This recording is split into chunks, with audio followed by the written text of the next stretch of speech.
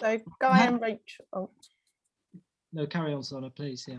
I was going to say, Guy, Rachel, and Steve are here to answer your questions. We've had a couple through the Q&A, so I'll read those out and then leave it to Guy, Steve, or Rach to answer. So the first one is, maybe Guy, if you think about this, will schools be able to access the site? Will schools be able to access the site? Yeah, they can. They can hire the site. I mean, obviously at the moment schools are closed except to key workers children and vulnerable children, or children that need that support. So we are hoping from March onwards to be able to work with those same kids.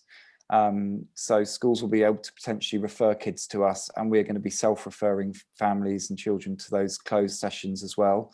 No more than 15 children at a time, outdoors only. Once measures start to lift and schools reopen again, we'll then still have our offer that we've got going with schools, where basically they can bring groups in. We won't be able to offer that as a free service because the playground's always looking to generate income where it can. So what we've been doing over the past few years is effectively schools can book through, they can bring year groups in, and we can run kind of either led sessions or free play sessions on site to schools. So yeah, it's really a case of just getting in touch with us, and we'll see what we can do. And we've also got an outreach service as well. So if schools want us to come to them, if that's easier, we can do that with stay and play sessions, art workshops, forest school sessions, you know, anything like that. So but yeah, very, very keen to maintain and develop relationships with schools both in St Paul's and across the city. Thanks, Guy. The next question that everyone wants to know, when will it be opening? Rach, do you want to take that? A key focus will need to be on self-care for staff, children, young people and parents as we climb out of this desperately claustrophobic, insular world of COVID restrictions.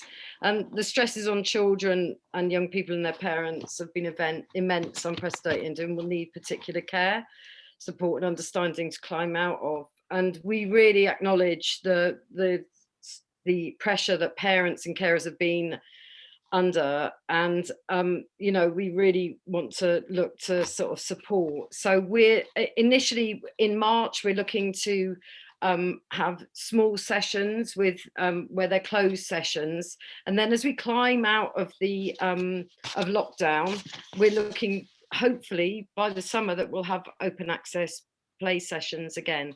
So keep in touch, look out on our Facebook, come to the playgrounds, we're there, we're still very much present, knock on the window, you know, and we'll let you know as much as we can as things move forward. So as COVID restrictions lift, we'll lift too. Yeah, so we're doing all the risk assessments at the moment, and we should be open to small groups from March onwards. Okay. We've got another question that's come through in the chat, and it is, how much do you need to raise annually to keep going? It's sometimes a bit of a complicated picture because we've got so many different kind of enterprises that we run from the playground, and some of them are quite interwoven. So staff can work on both outreach and at the playground, and you know, there's bookings of the playground that kind of impact on its kind of running costs. I think last time we tried to unpick that, I think it came in at about 180 to 200k off the top of my head. I think the others might agree it was around that, but as I say, it's always a bit murky, trying to those edges bleed into each other between the actual running costs of the playground and all the different activities that go on site. And you know, things like the bike exchange uses up electricity, you know, the cafe will be consuming electricity, and you know, there's staff that work across different things. So it is a complex picture, but I think if it was just an adventure playground, I think now it would be about 180 to 200k a year to maintain and run a well-run tight ship. And I'd just add that's based on being open for 3 sessions, I'm presuming, as we are. 3 sessions, yeah. 3 sessions a week. Yeah, and a Saturday morning disability session. Yeah. But our aim is to be open, 5 or 6 days a week. And as we go forward, we're really aware of how much support children and families are going to need, and young people, coming out of lockdown. And, in the words of the great Bob Hughes, the great play advocate, there's no better activity for learning and development than play, so we really are trying to get this so that we're open and running much more for the community. Then we've got another question. This is specifically about the People's Shed. And the question is it mainly for tools like drills to borrow and to take out to, like a lending library, or just to use on site? We think that would be a great offer. As we go forward, we'll have to work that out as we go ahead, because that, obviously it will be kind of expensive equipment, and whether we can afford to actually have enough so that we could lend. But I think that would be I think that's a good ask, and one that we've definitely started to consider already. Okay. So we'll look towards that, yeah. That is all of the questions that have come through. We can give another 30 seconds if anyone wants to type something furiously. If not, there's a lovely comment come through that I'd like to read out as maybe a finish. And that was from Ollie, who I think he's 6 and comes to the playground. And he said he really enjoyed the show.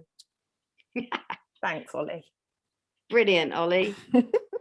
I just wanted to thank all the attendees that turned up. I'm just scrolling through some old friends and some people from the play scene and people from St. Paul's, and a few counsellors, teachers, Team Loves here, Richard Turpin, all the way from Kiribati, COVID-free Kiribati. Hi, Richard, lovely to see you. And Tom Williams and all sorts of great people. The great John O'Driscoll, I think, is here. So, yeah.